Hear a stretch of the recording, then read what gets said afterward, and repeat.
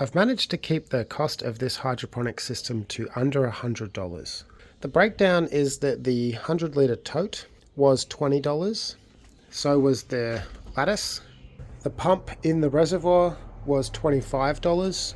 It's a 2,000 litre per hour pump with a head of, I think it's 3.8 meters, so it can pump the water column up 3.8 meters, which is more than enough to get the water to the very top of this system when I set it up. The 4mm rubber tubing was $20 off Amazon, and the 13mm tubing was $15. The small pots and the medium pot with the net cups in them all cost me less than $1 each to print.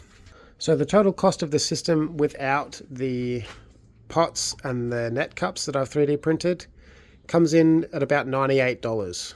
But if you don't have a 3D printer, you'd probably be looking at something like maybe $5 or $6 for the combination of the small pot and the net cup.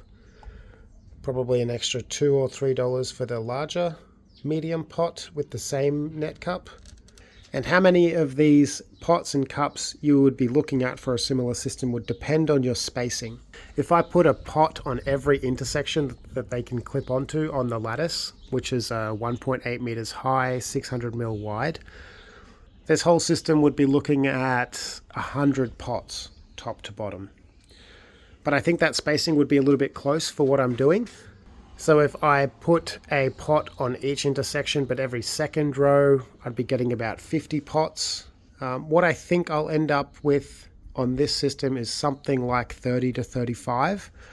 I'm going to put the smaller pots for the seedlings up the top, and they're going to be spaced more closely together, and then the larger medium pots will have some decent spacing in this middle section.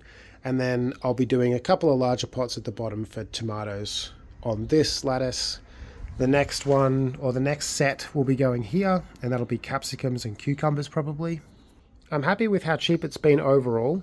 I think this system would be most similar to a hydroponic tower, and for those I'd be looking at anywhere between $150 to $300, and probably only getting maybe 20 places for plants per tower.